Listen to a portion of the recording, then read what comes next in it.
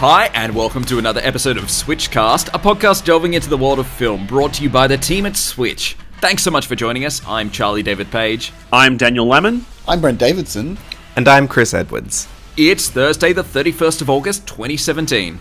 On this week's show, we discuss the recent renaissance in LGBTIQ plus cinema and talk about our favourite films in the genre. And as always, all our reviews and giveaways. Let's get straight into it with God's Own Country. It's no surprise that this film has taken Switch's contributors by storm, and now it's open across Australia. Daniel was the first one to take this in, so did you find it to be a breath of fresh air? I don't think I was quite prepared for what a beautiful film this turned out to be.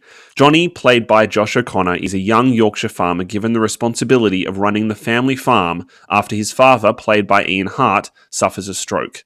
Riddled with violent self-hatred, Johnny dulls the pain with binge drinking and detached sexual encounters with other men. However, when his father hires Romanian immigrant Gheorghe, played by Alex Sicorioni, to help Johnny on the farm, the two men find a common bond in their loneliness and begin to fall in love, offering Johnny his first real possibility of salvation. They call thee Georgie or something? Gheorghe. Whatever, get in. Our lad needs help. I could have managed, I've done so far. Yeah, of course you have. It's beautiful here, but lonely, you know? Just so's you're clear, he's here to work. What do you want? I want it to be different, the way I want to do it. God's Own Country is a miraculous film, all the more for being writer-director Francis Lee's first feature. Every frame, cut, and beat of this film has been executed with tremendous care and startling honesty, moving between moments of genuine heartbreak and joy. Both the relationship and the world it occurs in are treated with great integrity, often so real and raw in its emotion that it becomes overwhelming. We watch these two lonely young men find themselves and each other upon the unforgiving Yorkshire landscape, and Johnny's journey of accepting his capacity to not just love, but be loved in a series of moments shattering in their simplicity. The performances are remarkable, especially the brutal intensity and deep longing in Josh O'Connor and the gentle humanity in Alex Sicorioni, supported by beautiful work from Ian Hart and Gemma Jones. It's been just over a month since I saw God's Own Country, and I still can't stop thinking about it. It left me sobbing, shaking, and beaming with joy. I think God's Own Country is a masterpiece, one of the great queer films of this century, and one of the best films of the year. I'm giving it 5 stars. I went into this after Daniel had seen it and had put it on a very, very high pedestal, and... Because Daniel's not one to use dramatic hyperbole. No, never! Why would I ever do that? He is very grounded in his reviews. And reality. I just was so confused. Daniel, did you like the movie? No, only mildly. Anyway, please continue, Charlie. So I went in with very high expectations for God's Own Country, and it does live up to all of them. The performances truly are fantastic, especially between those two male leads. They have a fantastic chemistry together. It's this really both tender and brutal relationship. It's surprising how unforgiving their performances are. They just don't hold anything back, particularly Josh O'Connor, because the part of Johnny is such a brutal character in the level of self-hatred that he has for himself. And I think that was the thing that actually was the most affecting to me, was watching this character who's so riddled with hatred for his own existence, and not because of being ashamed for being gay, because that's not really what the film's about. The film is more about the idea of the capacity that we have to allow ourselves to be loved by others. The most important and central relationship is the one he has with Gheorghe, but it's also, there's this beautiful exploration of his relationship with his father that advances over the course of the film. And Francis Lee establishes these series of visual tropes and visual markers that we associate with his relationship with Gheorghe, and then start to translate into his relationship with his grandmother and his father. But in seeing that level of unforgiving destruction, that idea of seeing a character who so willfully wants his own self-destruction, is really upsetting to watch, but all the greater for the fact that as the film progresses, we see that change and we see that open up. And it's a very moving thing to see a gay character go through that, particularly the fact that the film allows him the capacity to discover what love is for himself and what love is in relationship to the world that he exists in.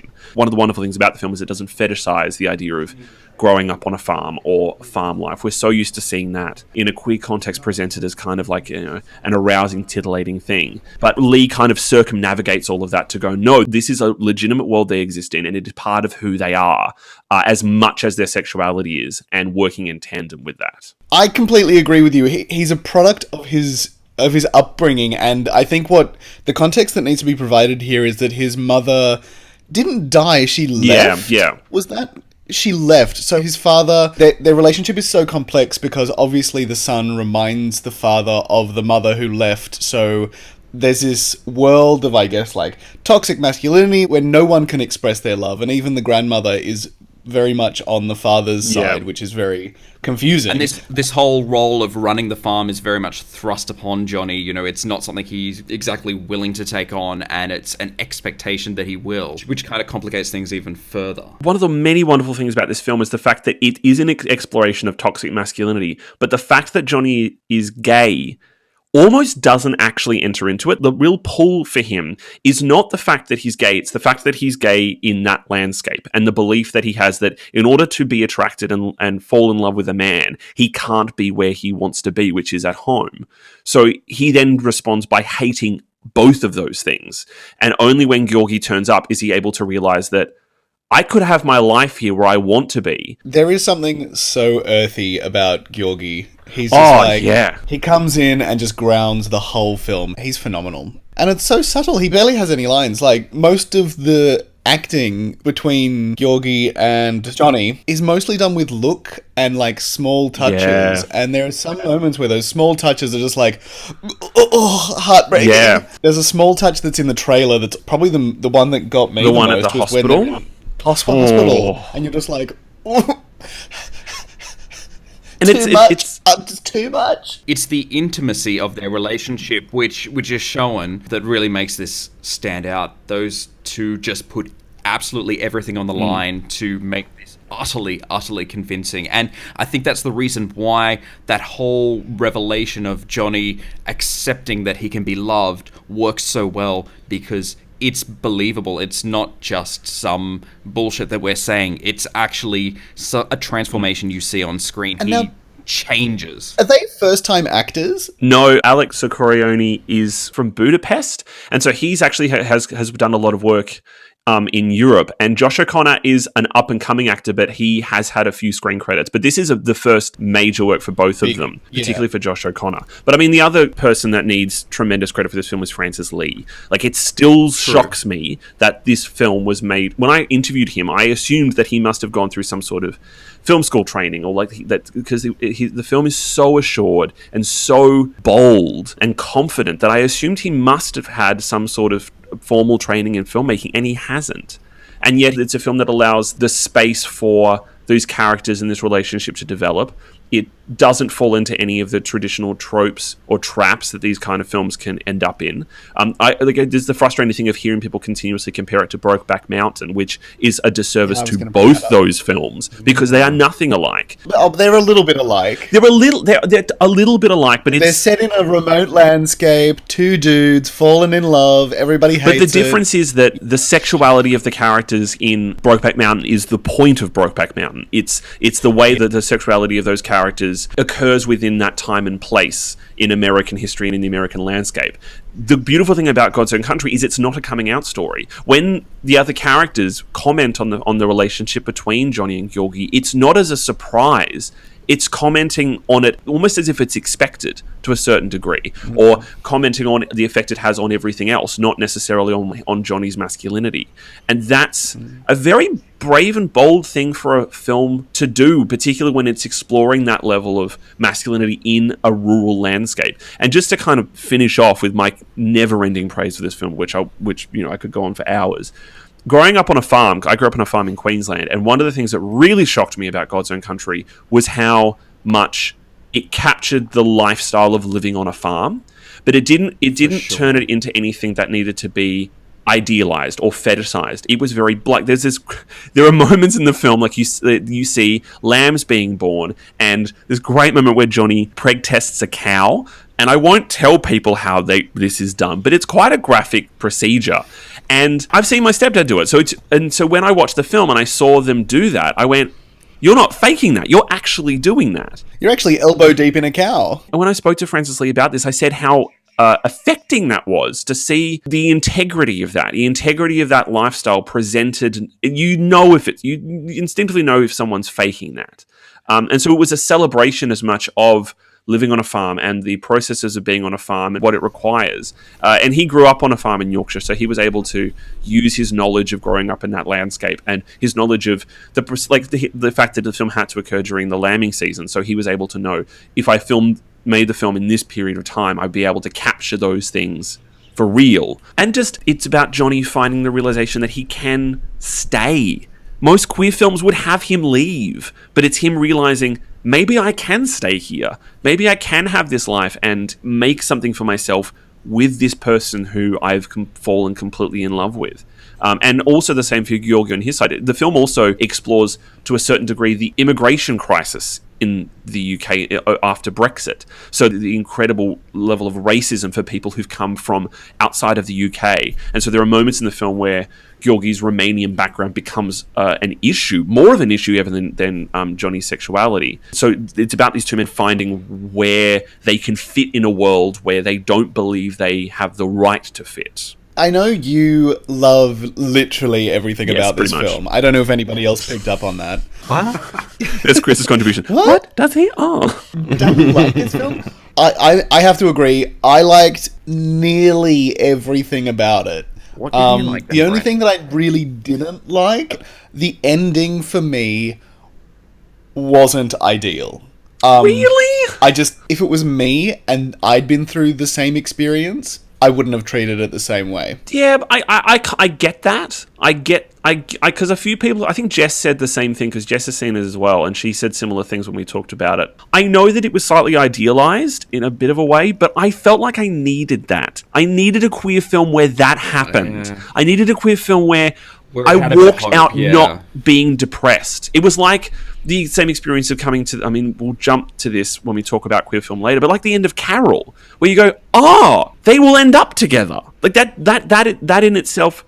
Whoa, spoiler alert. Like Carol came out years ago, so you know. But like the fact that this can have an Did she? Well, yeah, I liked it. Literally, she came out years ago. The film. No, shut up. As I was watching it, I was worried that it was going to go down the route of Brokeback Mountain. That it was going to end in some level of tragedy. And the way this ends is so optimistic and so hopeful. And I felt, even though, I can kind of see that it's a little bit too convenient. And yes, it's a big leap for Georgi to be able to make the decision that he makes at the end of the film. But as a gay man in the audience, it was really moving to see that. Even great films like Weekend don't have that. Yes, it was convenient, but at the same time, I think that it was also believable. I think that the way that Johnny changed that much, even in that last scene, I think that makes it okay. It makes it something that Georgi could have actually accepted. You know, I think that level of change, that degree of change, he can see that in him, and he's willing to work with that. I think that's why it wraps up the way it does. And I think that's why people have responded so positively to the film. Like, the response on social media has been enormous. Like, probably second only to, in terms of queer films of the past year, to Call Me By Your Name. And it is people responding about how beautiful and joyful the film is. I hope that people across Australia will go and see it. I hope that as many people as they can see it. I'm certainly championing it as much as I can to every person I speak to. It's already won awards at Berlin. It's won awards at Edinburgh, it won awards at Sundance, and I know it was nominated for the Audience Award at the Sydney Film Festival. I'm no question that it's probably going to be quite a big film in the BAFTAs early next year, so I think the joyfulness of the ending is a thing that people are responding to, going, these films can actually be hopeful and joyful and make you feel good, even though for a lot of it it's so hard and so overwhelming and so devastating. The fact that it can leave you at the end feeling like there is a sense of hope. And a hope in queer cinema. Oh, see, I wasn't left with that feeling. I was left with like, why? Don't do this to yourself. Well, our listeners can decide for themselves when they see the film, which we highly recommend. Yes. You can also find my full review at maketheswitch.com.au, and God's Own Country is now in cinemas. Plus, keep listening to the podcast as we'll discuss a bit later the phenomenal wave of high-quality LGBTIQ films that have been sweeping cinemas in the past few years. Well, believe it or not, there are some other films out in cinemas today. How dare they? I know, taking up perfectly good cinema space. Another romantic movie between two men is The Hitman's Bodyguard. And I will always love you. But you guys have actually seen they've done a Bodyguard poster, right? Oh, yeah, no, they have. Yeah. No. Yeah. Yeah, so it's not actually that much of a joke. Oh my god. Anyway, as we were saying, The Hitman's Bodyguard is in cinemas today. A madcap action comedy starring Ryan Reynolds and Samuel L. Jackson. Jess hit this one up and filed this report for us. When you gather a bunch of alpha stars together, it can go one of several different ways. 1. The world can implode. 2. The world's greatest cluster bromance can occur, a la Ocean's 11. Or 3. The Hitman's Bodyguard. Partnering Ryan Reynolds and Samuel L. Jackson on screen may seem obvious, but these two megastars in reality have little chemistry, so they seem to have made an amicable and respectful "you stay on your side and I'll stay on my side" pact here. While neither sabotages the other's ability to thrive in a scene, neither help it either. The trial continues. One of the world's most brutal dictators, with a key witness to testify. I can assure you, we're more than prepared for any assault. Prepared for that assault, motherfucker? When Kincaid is dead, you'll be paid in full. So Reynolds plays Matthew Bryce, an executive protection agent whose career has taken a bit of a dive in the last few years. Jackson is hitman extraordinaire Darius Kincaid, who has to make his way from Manchester to The Hague to testify against Belarus dictator Vladislav Dukovic. With Dukovic intent on destroying anyone who stands against him, Bryce is put in charge of Kincaid's protection, and with what seems like all of Europe out to kill these natural enemies, they're forced to rely on each other for survival. Cue action sequences and hilarity. 27 times. That's how many times this asshole's tried to kill me. 27. 28! You won't last 1 hour without me. You gonna be a little bitch about it? Tell us where your husband is. You lost my husband? That is your job, motherfucker! The only way Bryce and Kincaid don't make it is if they kill each other first. Full of unrelenting chases and gunfire, it's an assault to the senses, with some laughs thrown in to mix it up. But the best part is none of that stuff. It's Kincaid's wife, Sonia, played by Selma Hayek. Yes! Samuel L. Jackson got himself a love interest finally, and as Selma Hayek, that smart mouth, that body, it's enough to make anyone weak at the knees. And she's hilarious and badass to boot. I'm giving The Hitman's Bodyguard a reluctant 3 stars. It's not bad, but it's not good, but it's above average. You know what I mean. So does the Bodyguard poster kind of still make you interested in seeing it, Brent, regardless of what Jess says? Look, if there's a Whitney Houston soundtrack, I think it would be much more enjoyable. I saw the poster. I think it's just the promo. Oh, well, that's really disappointing. So are you telling me Samuel L. Jackson isn't like a hitman who is also a soulful singer at night, and he gets a crazy fan, and then Ryan Reynolds is like, I'll protect you, Samuel L. Jackson. I can't even say his name.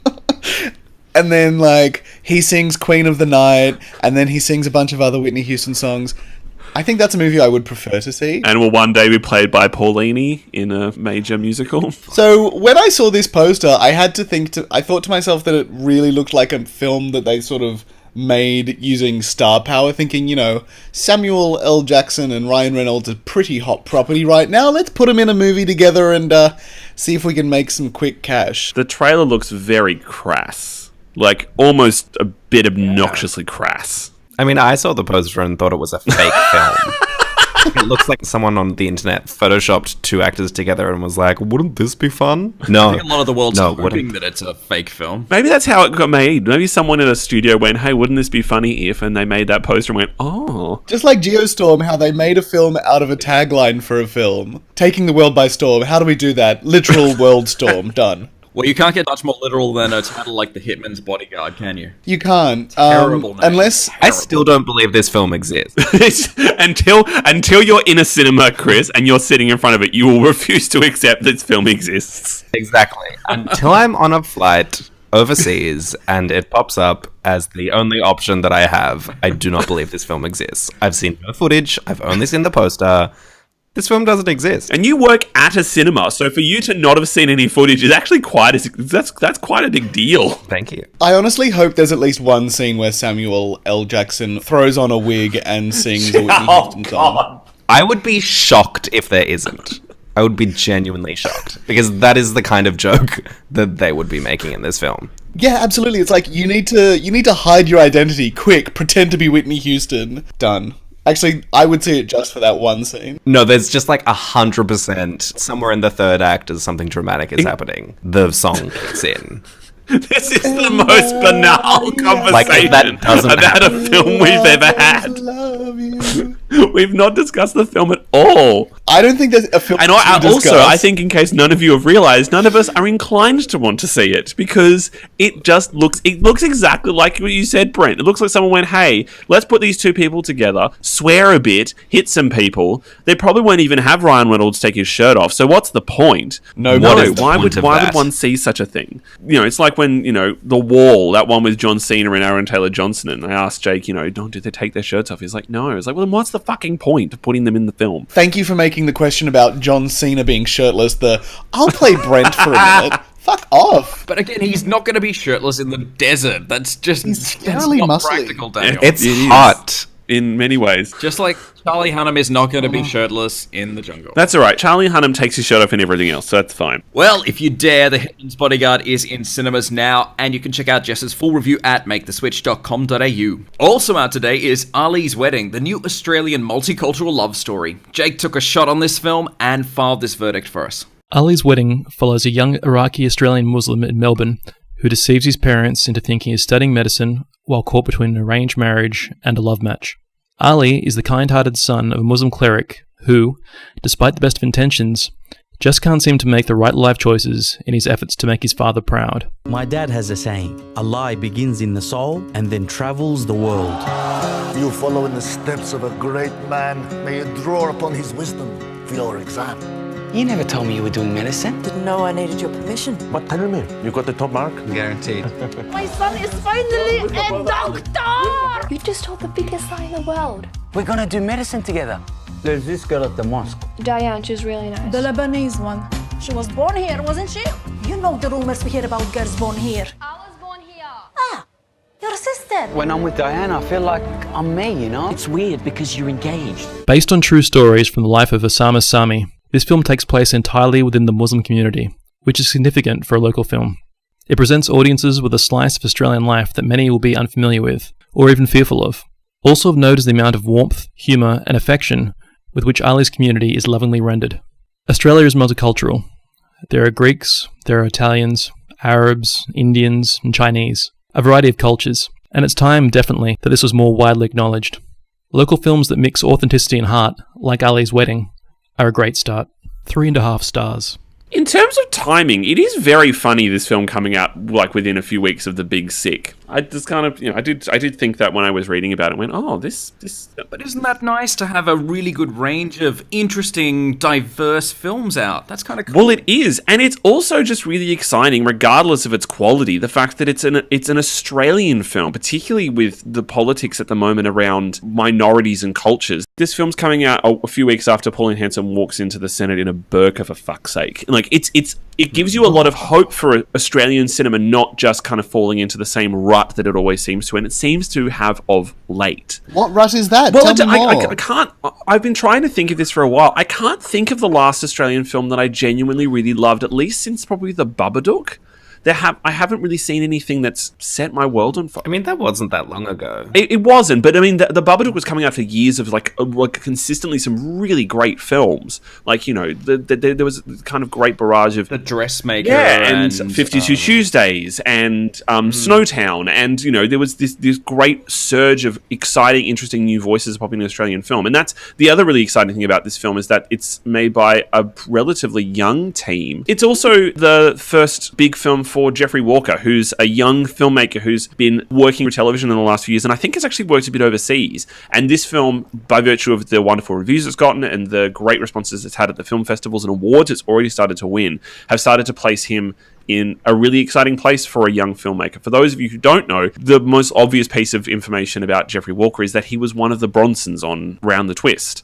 So he is I think vital to this particular story, yes. Vital, yeah. Well, I mean, obviously has grown up through the film industry and has an understanding of the way the Australian film industry works, and hopefully that's reflected in the film. I mean, I'm very excited and interested to see this, particularly because of how positive the general response to the film has been. Yeah, I've been looking forward to this one for ages. Like, before it went to Sydney Film Festival, before it went to MIFF, you know, there was some really great chatter about it, that it was something really interesting and unique, and I'm so excited to actually get a chance to see this. And it's also great to see films about the multicultural nature of Australia and seeing how different cultures function within the Australian landscape and how they respond to one another and how love and relationships and marriage working within a multicultural context. So one of the best things about The Big Sick was seeing how, you know, they were able to navigate through that relationship. And a reminder that in Australia, we do have a multicultural society, and there is a tremendous amount to celebrate and to enjoy and to love about that fact. But seeing it done in a good way, not in a terrible way, like that awful Brett Lee movie I had to sit through the other,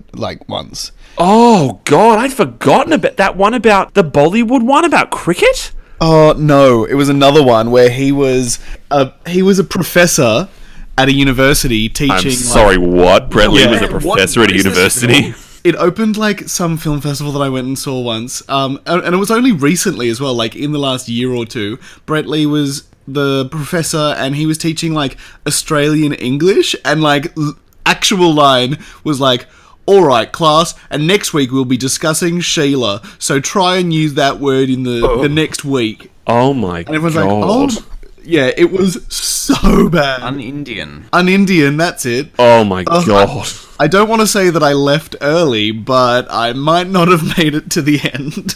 This is done in a completely different way. I mean, you're talking about the Muslim religion, you're talking about arranged marriages, all set in a modern Australian culture, and this really interesting story about this arranged marriage, but the guy's actually falling in love with this other girl. I think that's a unique story too. I don't necessarily think that's one that's been told in an Australian setting. I'd really like to see it. Me too. Well, you can find Jake's full review at maketheswitch.com.au, and Ali's Wedding is in cinemas now.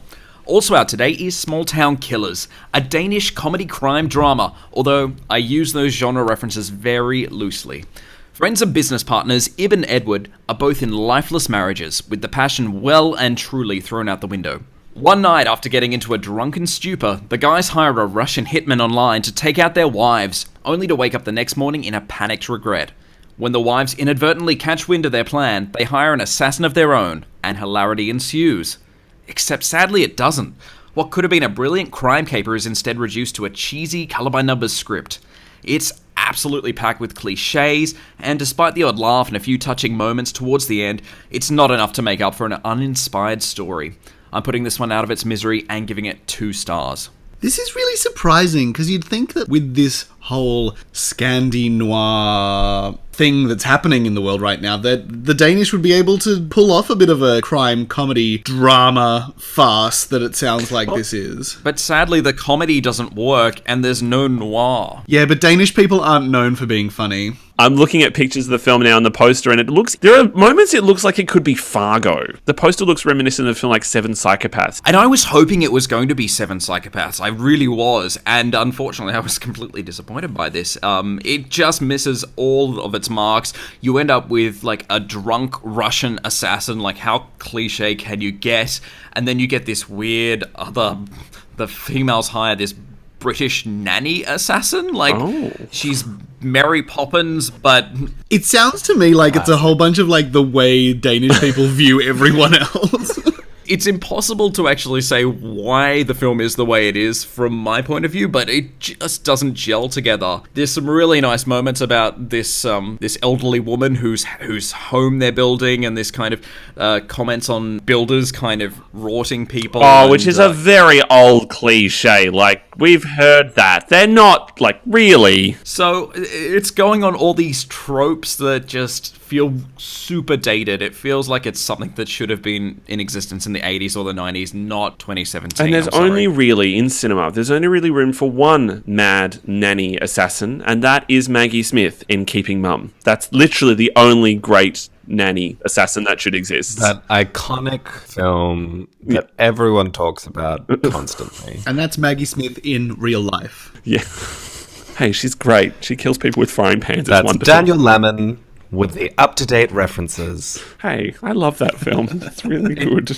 His British nanny assassin list comes right after his horny Oh yeah, well, I mean, I can continue with the horny. I've seen the little hours now, so I have a proper ranking now for horny nun films. We have to wait until Jake's back for that, otherwise his. Oh yeah, because he's trying to keep up to date with my. Yeah, very true, very true. Well, you can find my full review at maketheswitch.com.au, and Small Town Killers is in cinemas now, as is Chris Evans' new film Gifted. Jake caught up with this one and filed this report for us. Frank, played by Chris Evans, is a single man raising his child prodigy niece, Mary, played by McKenna Grace, when they are drawn into a custody battle with Frank's estranged mother. Who can tell me what 3 plus 3 is? Everyone knows it's 6.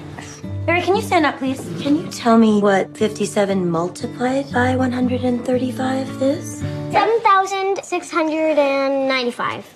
The square root is 87.7 and change. I think your niece may be gifted. I am good friends with the headmaster of the Oaks Academy for Gifted Education. No, I promised my sister I'd give Mary a normal life. You are denying the girl her potential. How many 7-year-olds are doing advanced calculus? You forgot the negative sign on the exponent. Mary, why didn't you say anything? Frank says I'm not supposed to correct older people. Nobody likes a smartass. Gifted has a lot of familiar story beats. Child prodigies have been explored through superb films such as Little Man Tate, Searching for Bobby Fischer, and Shine, as well as not-so-good films like Mercury Rising and The Book of Henry. While this film runs heavier on the melodrama, it mostly steers clear of that movie of the week on the syrupy feel-good vibes channel territory. Director Mark Webb and screenwriter Tom Flynn give us a sweet and meaningful story of love, family, and finding balance in life. It's funny, with plenty of clever banter traded between intelligent characters, and there's some juicy drama too, with well-constructed twists and multi-layered plot lines, doled out at precise beats during the film. The film really benefits from a charismatic cast. Chris Evans has excellent chemistry with McKenna Grace, who turns in by far the best performance in the film. Gifted is a nicely filmed, heartfelt story that's as warm and insightful as it is funny, with fully developed characters, perfectly cast with actors delivering spot-on performances. 3.5 stars. I'm really excited for this film. It sounds like almost nothing, but I'm just very invested in Jenny Slate's emotional well-being and Chris Evans' torso. So, like, and it's going to be the heck up, guys. Looks like it's going to be a weepy. Plus, I mean, it's a Mark Webb film. Isn't it Mark Webb's first film since after the Spider-Man debacle? So, like, let's ignore that. Let's ignore his involvement for a hot sec. Oh, but 500 Days of Summer is a pretty great film. Like it's a wonderfully imaginative almost film. 10 years old. It's interesting to see what he's going to be like now that they've freed the shackles of Spider-Man, and thus have freed us all of the shackles of Spider-Man. Cast off the web. But yeah, it looks sweet. Looks nice. It looks like a movie designed to make you cry. Single father, super gifted daughter or whatever. Niece. Lindsay Duncan. He can't handle her genius, and he fights for her or whatever. We're all going to cry in this, aren't we? Yeah. When we watch it, and you've got midday you've got on a Sunday. Octavia Spencer is like the neighbor and best friend. Yeah, obviously. Yeah. So it's to me it seems like a bit of a stretch from a midday movie, to be honest. And Chris, I hate to say this, I don't think you're going to see much torso in this film. Yeah, weirdly, I don't think so either. Unless he's crying in the shower with his shirt off. Begin to. Don't ruin this for me. You don't even want to go Someone should be running a tally for the amount of times we've complained about the lack of shirtless men in films in this. I love the fact that the one film we never talked about that with was God's Own Country, which is like the one queer film we're talking about. And that's the one we never... I think it's the only film where there are actually shirtless people. So. Because we're respectable queers. We objectify straight people, not gays. Also, it was very cold in Yorkshire during lambing season, as you put it. So, yeah, we're all vaguely interested in seeing this film, but I have to admit, when I saw the trailer, I don't even think I finished the trailer. I went, I've seen this before. I've seen this kind of film before. It's like a Jodi Cole novel. I'm like, it's going to make me feel things, and then it's going to leave me probably a little bit unsatisfied, and it'll be very earnest. But, hey, look, each to their own. You can find Jake's full review at maketheswitch.com.au, and Gifted is in Australian cinemas now. Alright, let's take a look at the upcoming films in our trailer wrap. Here's the first look at Richard Linklater's Last Flag Flying, starring Steve Carell, Bryan Cranston, and Lawrence Fishburne. Because of my son, I came here, found you guys. A year ago, we joined the Corps, and then 2 days ago, they told me that he'd been killed. He's gonna be buried in Arlington, and I was wondering if you guys could come with me. I've come to you in search of some... He sent him off to a godforsaken desert. Why? I'm taking Larry home. With all due respect, sir, he deserves to lie at Arlington. You're gonna take Doc back and try to make it fun.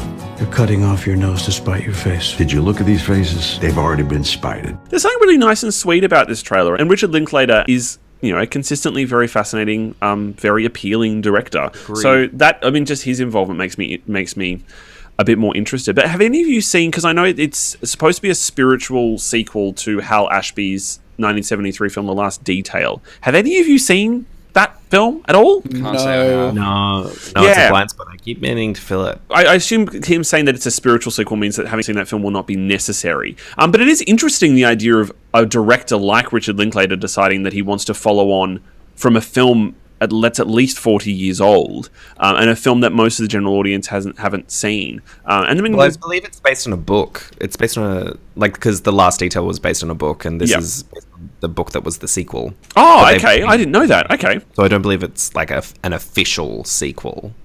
Hence why they're using it just looks like the most depressing road trip movie ever. Yeah, but there's something. The combination of Cranston and oh no, don't get me wrong. I don't think there's anything wrong with the cast. They're all phenomenal. But I always feel really icky about films like this where there's like American flags everywhere and they're probably going to say words like patriot and no, I think you'll find with Richard Linklater, I think it'll be handled a lot more delicately than we've seen a lot of those kind of It's not going to be American Sniper. No, it's definitely not going to be that. No. Because I worry with these sort of things that it will just descend into propaganda very quickly. I think it's one of those things where you kind of have to take it on the filmmaker that's making it. Richard Linklater is someone who celebrates culture and celebrates idiosyncrasies within the American landscape. I don't think he's necessarily going to be pulled into but also at the same time, we in Australia can sit here and be critical of America's pride in its servicemen, but there is a lot for them to be proud of, and what we kind of sometimes assume as patriotic Americanism. And yes, there are films like American Sniper that go way too far with that, and it becomes obnoxious and horrible. But they are allowed to have a sense of pride in the men that go overseas and fight for their country in inverted commas. Well, absolutely, it's their primary industry. Well, yeah, but it's the fact that it's exploring the idea of 3 ex-servicemen attending the funeral of one of their sons who has died in service. I think that's a really fascinating, potentially quite moving setup to analyze what is your relationship with what you had done, and what is your relationship with allowing your children to go and do the same thing. Because essentially, America is a country where they have continual generations of people who have fought from every single war in the 20th century onwards, and there's a sense of pride in that. But what happens when you realize that you've allowed your child to go off and do that, and they've lost their lives or had a terrible experience? Yeah, I think it's a really fascinating, beautiful premise, and the fact that Linklater's the one exploring it. In another way, though, can't we just explore that with like wizards and dragons? Like, I don't want to see it with American. Sadly, war I don't anymore. think it'd be quite as affecting, Brent. Isn't that what Game of Thrones basically is? But what an interesting collection of actors, too. I mean, like, coming from totally different backgrounds. Steve Carell, who's recently gotten into a lot more dramatic roles and done some really interesting work. Bryan Cranston. Who's Bryan Cranston? Who's just Bryan Cranston. And then you've got Lawrence Fishburne thrown in the mix. Like, they're Morpheus. Such, to me, in my mind, such conflicting actors. And I think it's actually going to work so well together. You see a lot of the banter in the trailer. And I think it's actually going to be really surprising what those 3 come up with. The trailer also makes it look like a support group for people who've been nominated for Oscars, because it definitely does. Got nominated for Oscars and none of them won any. Maybe this is their lucky chance. Who knows? I don't know. I mean, you can also trace each of their careers back to like a sitcom. So they kind of that's true. Similar backgrounds in that way. So maybe that'll translate well to the screen. And the fact that sitcom circumstances and the fact they all have a comedy background, then working with the fact that Linklater is such an improvisational director and works so much on the impulses of what the actors give on the set, and is very collaborative, means that there's probably going to be some really wonderful surprises in this film. So I, for one, am quite excited about it and look forward to seeing it when it is released. I am moderately excited. I'm with Daniel. I'm very happy to be looking forward to this one. Now let's check out the trailer for the documentary, Human Flow. Being a refugee is much more than a political status. It is the most pervasive kind of cruelty that can be exercised against a human being. You are forcibly robbing this human being of all aspects that would make human life not just tolerable but meaningful in many ways. The more immune you are to people's suffering, That's very, very dangerous.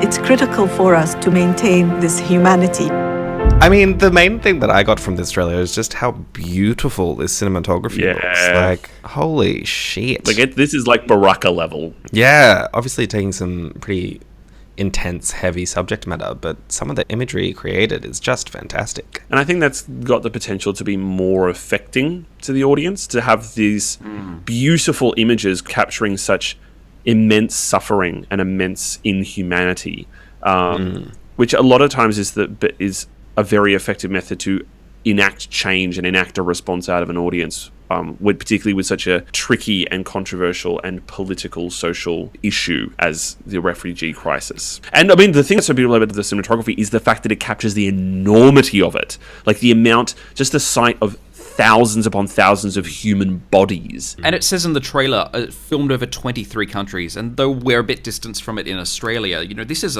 truly a global issue. It's not just something that's isolated to Europe or...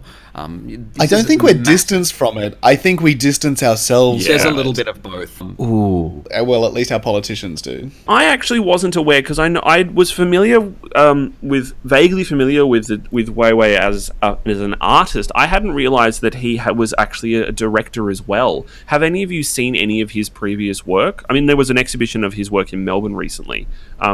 No, I missed it. Yeah, I didn't get to... I saw it. Have you been able to see any of his filmmaking before? No. I saw the exhibition, and it was beautiful. Like, it was so much fun as well. Just, he has such a great sense of humor that translates really well into his work, which is so interesting. Why, watching the film, his name popped up and I was like, oh. But his work is so inherently political, so... A lot of his filmmaking work is inherently Chinese, investigating different elements of Chinese culture. So this is kind of, I think, one of his first films where he's kind of taken on a much wider topic, and much like his other work, are very heavy and important. It looks like there's a lot of openness and humanity in this film. I mean, it's just a trailer, so obviously it only reflects what they want us to believe in order to get us in the cinema to watch it. But it looks like, as much as this is a very overwhelming topic and is probably going to be very difficult to watch at points, it looks like there's a tremendous amount of humanity and generosity in it, particularly from him as a filmmaker. The moments in the trailer where we see him interacting with people,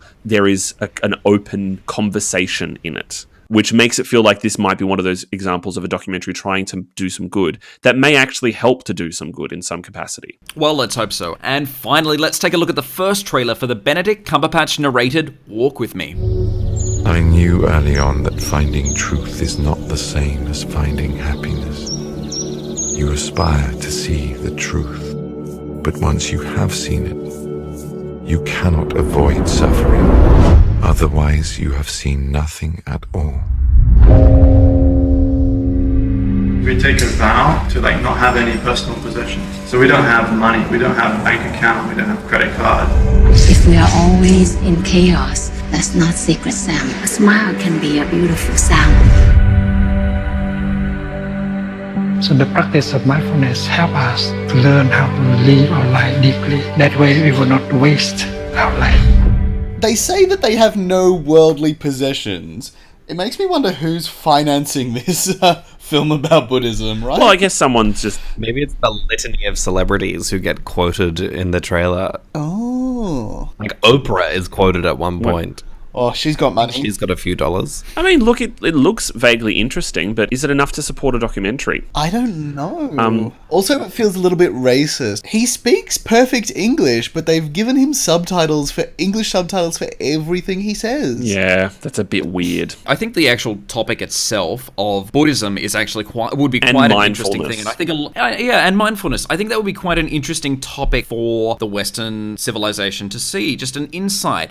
But what I'm a little bit concerned about is the fact they're focusing on one man in particular, a very famous teacher, and to me that's what feels a little bit on the nose, maybe, rather than looking at it as a whole. It's kind of focusing, and at one point in the trailer they actually reference him to being a bit like Yoda, which was a little bit peculiar. It's like, this is this guy who goes around, does some Buddhist teaching, and this is what Buddhism kind of is. It feels very Hillsong. It does feel Hillsong. Something about it chafed against me. And I'm all for spirituality. Love it. Great. Go for it. But something about the construction of this trailer just... put me on edge. It feels very cheap. Not cheap in terms of money, but cheap in terms of its tactics. That it just it looks like it should be accompanying a book. Like, it feels like it's a bit of an ad. It definitely felt like an ad for Buddhism. And even bringing in Benedict Cumberbatch to narrate, it's kind of reinforcing that whole, yes, we are very serious about this. Yeah, and he doesn't sound like he's doing a very good job. He speaks so slowly that I was like, oh, dude, you're making me fall asleep, and not because of the beauty of your voice, but because I'm just falling asleep waiting to hear what you're going to say next. They're using that, though. They're definitely using that. Anyway, it's probably going to manipulate a bunch of people into converting to Buddhism. Which is not a bad thing in the slightest, but there are worse things to convert to. Yeah, but as a way of selling a film, I don't think this is a particularly effective trailer. It's certainly not as effective as the Human Flow one. Like, that's an incredibly affecting and effective way to sell a film. That's been created by clearly an artist. I think this is just being created by maybe a bunch of celebrities who really dig this dude. Who knows? Yeah, exactly. Well, to check out all these trailers and more, head to youtube.com/MakeTheSwitchAU. With God's Own Country released this week, we're seeing yet another great entry in the recent wave of remarkable LGBTIQ+ films. At the Melbourne International Film Festival alone, there were at least 8 award-winning queer films showing, and recently, IndieWire published a list of their picks for the 20 greatest LGBTIQ+ films of this century.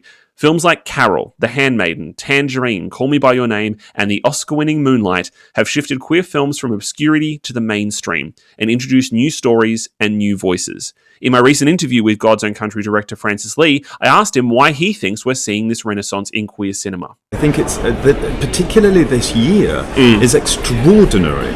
You know, so you've got Call Me By Your Name, you've got hopefully God's Own Country. Definitely God's Own Country. As you say, Moonlight wins the Oscar. You know, there's this great independent American film called Beach Rats. Fantastic Woman wins an award at Berlin. It's a trans story. BPM from Cannes, which I haven't seen, but I've heard amazing things about it. I honestly don't know, but it feels like these films are being taken as primarily as film, as great films, not a niche queer story, and films that translate to a more mainstream audience. All of us here at Switch are very passionate about LGBTIQ+ cinema, so this seemed like a great opportunity to discuss why we think we're seeing so many remarkable films of late, and what are some of the classics we'd recommend to listeners. So yeah, why do you guys think that all of a sudden we're seeing this wave of really exciting and highly acclaimed LGBTIQ+ films?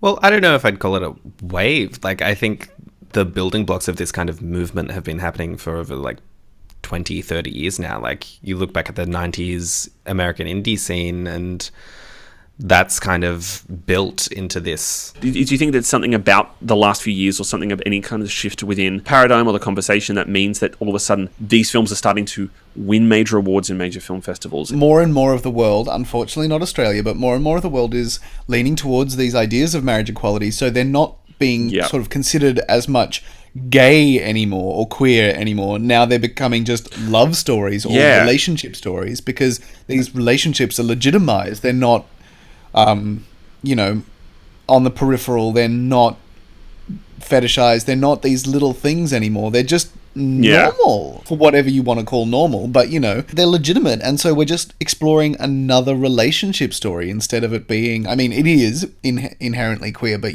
these things end up being relationships, not like, ooh, look at that edgy film with some boys or girls kissing each other. It does, I think it's exactly that thing. It's not. It doesn't feel like a fetish anymore. I remember when I saw Weekend many years ago, Andrew Haig's film Weekend, and I remember thinking, this is where I hope that we will end up eventually with queer films, where that genre almost doesn't exist anymore. That it's just about human beings being human beings and responding to one another and responding to relationships and love and intimacy, without having to worry about exploring the ideas behind it, the ideas of sexuality. Well, I think the thing is that you could extrapolate that argument into like the argument that is, what is queerness now? Like, there's so many people who are arguing, I mean, I'm not going to say as you were, but for this homogenized idea of gay identity, which is that we should be equal and we should be just like everybody else. But then there are others who would say the beauty of the queer community has been our otherness. That's very true. But what I think is so great is that there's space for both of these things. Like, there's space for the Weekends of the world, but there's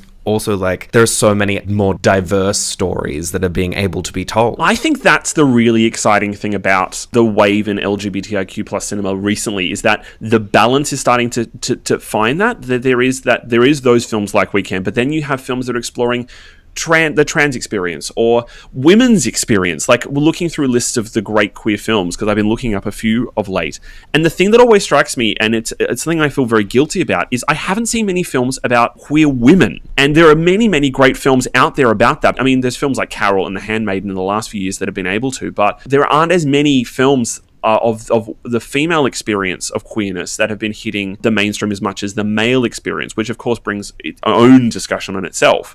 But it is exciting to see new stories and new people, like, A Fantastic Woman at the Melbourne Film Festival, or Brent, Tangerine, which was your favourite film the year that came out, wasn't it? Oh, I loved it. Yeah, that was explosive cinema. Like, the trans, and it was all shot on iPhones. It felt really like guerrilla and cutting edge and raw, that it grabbed you so much. I really love that movie, actually. Everyone should go see that. Yeah, it's been high on my list of films to see for a long time. I really should. It's so good. Daniel, how have you not seen it? I think it was around the time I was working on a show, and so I didn't get to go to the film screening for it, and I've just missed. Wasn't it on Stan or Netflix recently? I've been meaning to check, because if it's not still on there, I'm just going to go and buy it, because it is a film that I feel like I need to see. You need to. I remember growing up watching a lot of these quote-unquote gay movies and thinking to myself, it's film and the art. It's just sort of almost run by gays, let's be honest. They're everywhere in it. Why are there all those terrible films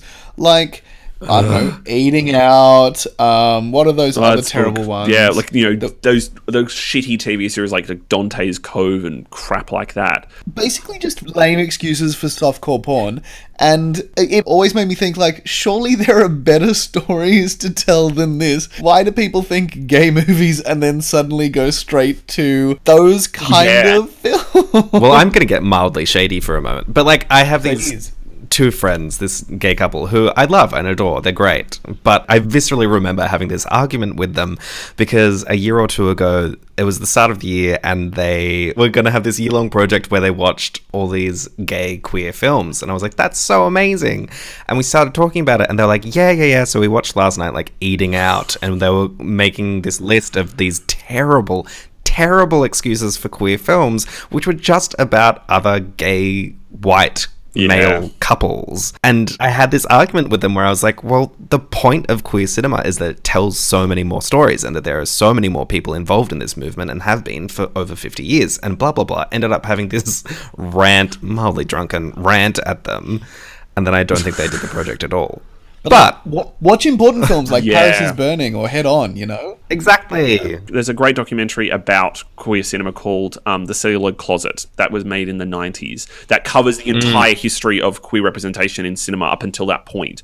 And I remember watching that as in my late teens, early 20s, and was really shocked at how many classic queer films there actually are, and films that you would never have considered, and the way that they had to find ways to hide the queerness of these films within, particularly the Hollywood production code and stuff like that. To bring it back to that film you still haven't seen, Rebel Without a Cause definitely has a strong theme. Oh yeah, exactly. It's Plato in Rebel Without a Cause. It is clearly in love with James Dean's character. And it's not explicitly stated, but it's definitely there. There's one film that's almost kind of become a cliche now, which, I mean, it shouldn't because of how great a film it is. But, you can't ignore the significance of what an impact a film like Brokeback Mountain had. I mean, it was almost the first step in a mainstream sense of removing the fetishized nature of a gay film.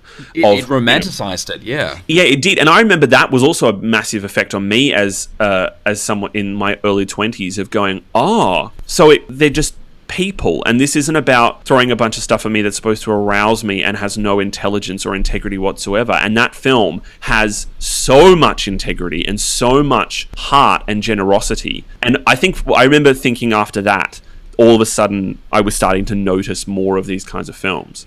These really beautiful, very honest and very affecting queer films. So if we're talking about those kind of films, what would you guys say are films that people would have to see that are part of this, that aren't sort of necessarily the Eating Out of the world? Literally anything. Well, almost any film in existence. What about Not Another Gay Sequel? I mean, that's a classic. Oh, Jesus, God. No, I'm lying. That's a lie. Yeah. Don't go and see that film. But no, honestly, what would you say? What would you go and see? The first one I always recommend to people is Weekend. Just because that was the first time I saw a relationship between two men on screen that had nothing to do with coming out or feeling any guilt for your sexuality. It was just about two men who were navigating the trials of being in a relationship. That's usually my starting point for people. I say start with Weekend. I mean, I don't know. I don't want to shit on your dreams, but a large part of that movie is about coming out. Well, yeah, to an extent, but it's not about, the trials of telling your family and, coming to grips with it. Like, sure. It was handled in a different way that made me go, oh, I'm watching two men fall in love, and the navigation of that is as if not more important than dealing with your own sexuality. Yeah. So I usually start by telling people with Weekend, but then let's get more listy than this, because if we go into each fucking film, we're going to be here for 20 years. No, true. Well, you guys, I could list like heaps of from my head, but what would you guys' recommendations be? I don't know. I mean, going off the back of two of the films that I saw at the festival, Daniel and I saw BPM, and I also saw The Death and Life of Marsha P. Johnson.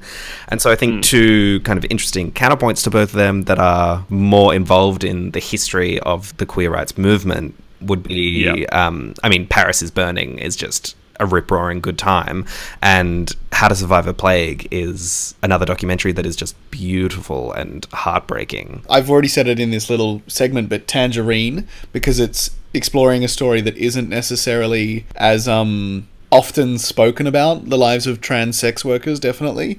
I would probably go with an Australian film, Head On. If you haven't seen Head On, go check that one out. That one, an Australian film at that, like a queer Australian film, and from the 90s too, and it's pretty impacting. Let's be honest.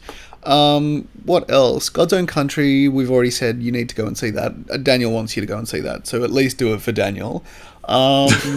For Australian audiences, there are queer Australian films. Like there's that beautiful film from a few years ago, 52 Tuesdays, about a daughter dealing with her mother transitioning to becoming a man. It's told every Tuesday for the 52 weeks that the transition takes, and it's gorgeous and so beautiful and honest. And then, obviously, a film like Holding the Man, that for, all of its faults, is quite a beautiful film. There's Carol, which is an obvious one, but also The Handmaiden, which is, a queer thriller that's as twisted and fucked up as you can imagine, but is also just a very beautiful exploration of a relationship between two women. And then, Call Me By Your Name, which comes out in December, which is just fucking fantastic and amazing. And then Moonlight. I just said, let's get back to the women. Like, blue is the warmest color. The kids are all right. Oh, yeah, of course. Oh, the kids are all Carol. right. Wow, yeah. Yeah, kids are all right. I love that movie. No one ever talks about that movie spectacular anymore, but I have such a soft spot for that movie. Agreed. Well, we've tried to talk about as many of the great queer films that we love as possible, but obviously there are always gaps in our knowledge. Even just the list that IndieWire put up a few days ago was already showing the gaps in my film knowledge and films that I need to go back and double check. Priscilla, Queen of the Desert. Shit, how did I forget that one? Of course. Priscilla, there we go. Priscilla, Queen of the Desert. That's another great Australian queer film. If you have any films... You've never seen Priscilla, Queen of the Desert? I'm giving that 5 out of 5 clutched pearls. I mean, I'm much younger than all of you, so... But no, I haven't seen it. Yeah, well, that's no excuse for classics. Yeah. So if you have any recommendations for queer films that you think that we should see, and for our other readers to see, just let us know on Twitter or on social media. It's always great to hear more recommendations and to celebrate all of the great films in the LGBTIQ plus genre. We have some great giveaways up for grabs. We're giving away 5 copies of Colossal on Blu-ray this week. Anne Hathaway stars as Gloria, a burnt-out woman who returns to her hometown, where she discovers she shares a connection to a giant creature, which is causing chaos in Seoul. For your chance to win this fantastic prize, head to maketheswitch.com.au/comps now. And before we go, we'd like to offer some cinematic inspiration, with each of us suggesting one film you should see and why in 15 seconds or less. So for me this week, we've spoken a little bit about this on the podcast before, but I feel it's worthy of a weekly watch. Guillermo del Toro's Pan's Labyrinth. Oh, that was me agreeing with you. Yes, it's a very good film.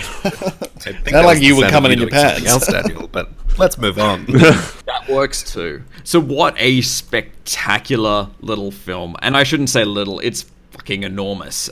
It's set in 1944 in fascist Spain. It deals with these very fantastical and surreal worlds. It's got some beautiful performances. And it's also quite horrific at points. Like, it's terribly horrific. There are some utterly terrifying moments in it. Just purely the creature that with the eyes on its hands. Yeah, that's the just pale something man, that haunts me in cinema. Yeah. Like, I remember going to see it at the movies and did not know that it was as violent as it was, and watched quite a lot of it through my hands because it was just so like, whoa. Especially as you get towards the end, it becomes, oh my goodness. Daniel actually cosplay as the pale man. Ah, sorry. What? Did we just say the same joke at the same time? Because tonight is the night when I actually use this in my HSC English as an English supplementary text. It's phenomenal. Oh, well, it is. Yep. It is. All right, Daniel, how about you this week? Well, because Brent is finally back, I have been saying that I've been saving a trashy film because he slandered me by saying that I'm a snob. So I'm going to talk about a film that I'm pretty sure... Tell me where I'm wrong. Tell me where I'm wrong. I'm going to go with one of my great guilty pleasure films. And in fact, I don't feel guilty about it because I think it's one of the great unsung 90s masterpieces. The 1996 classic, The First Wives Club. I don't think anyone would say that's a trash film. No, because it's a fucking masterpiece. That's why. So didn't it get nominated for Oscars? And Jess will be disappointed she's not here to agree with you. It is, honestly. I could watch this film until I passed out because I just fucking love everything about it. Diane Keaton, Bette Midler, Goldie Hawn playing three jaded wives who decide to go after their ex-husbands in the most delicious way. It is so quotable. It is so funny.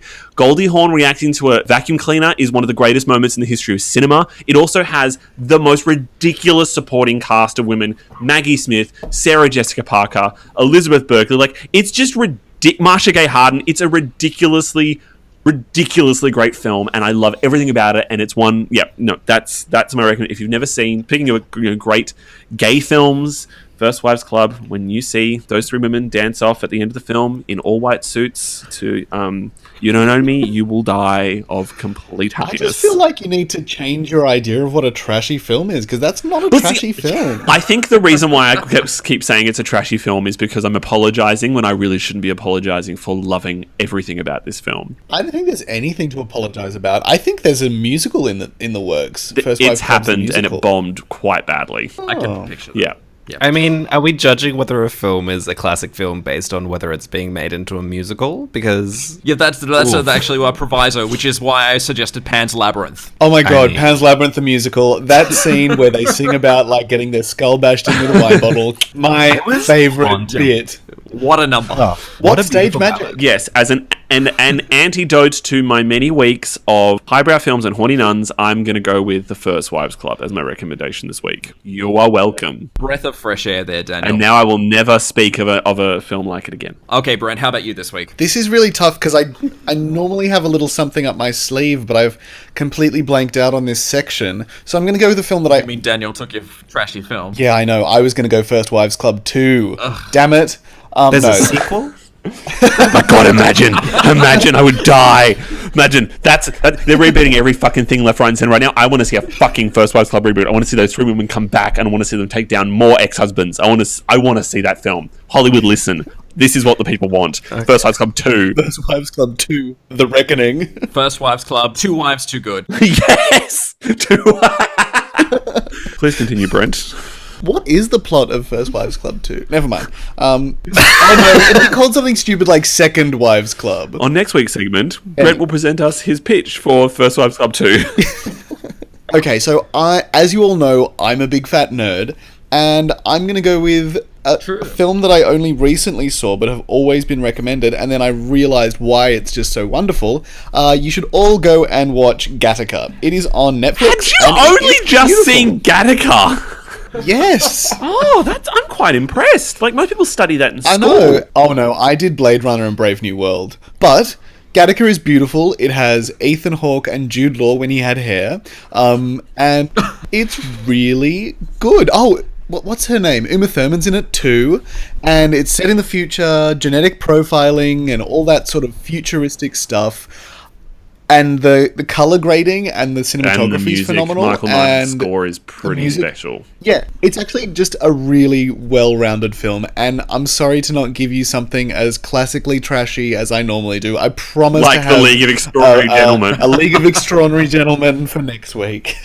I'm sorry, what? Okay. I love League of Extraordinary Gentlemen, okay? Oh, Jesus. Sit down. There's a reason it made Sean Connery quit acting. This is what happens every time I tell people. Yeah, good. Oh shit, I've just thought of my film for next week.